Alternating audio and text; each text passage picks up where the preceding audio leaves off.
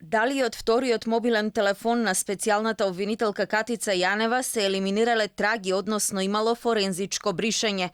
Оваа дилема се наметнува откако вчера порталот 360, повикувајќи се на извори од вработени во специјалното обвинителство, објави дека паднала наредба да се изврши форензичко бришење на компјутерите во СЈО. Поранешниот началник во МВР Љубомир Ѓурчевски сликовито објаснува што би значила наредба за форензичко бришење на податоци.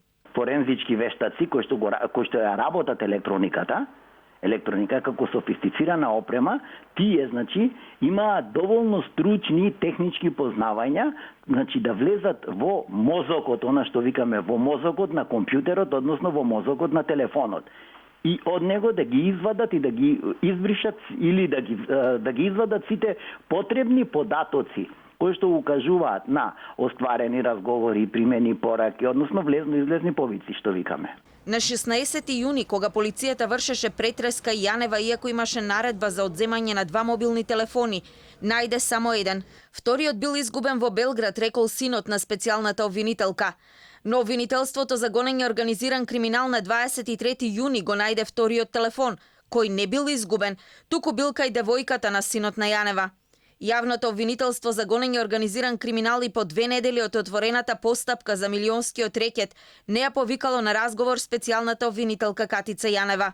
Чекањето и оставањето на простор само создават уште поголем револт дека некој сака да прикрие од ова кривично дело, зборам за рекетот, за кривичното дело рекет, дека некој нешто сака да прикрие, односно укажуваат на фактот дека покрај специјалната обвинителка има и други високи функционери инволвирани во целата оваа работа, која што треба да се истражи до крај.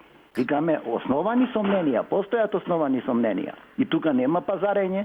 Основаните сомненија викаат одма да се повикат на разговор и да се утврди има нешто од тоа или нема. За случајот рекет засега осомничени се само Бојан Јовановски, Боки 13 и Зоран Милевски, викан Кичец.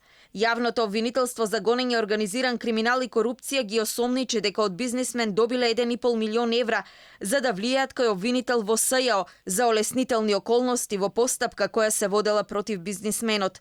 Обвинителството тврди дека постои снимка на која се гледа и слуша дека за време на договарањето на рекет на интерфон била и обвинителката.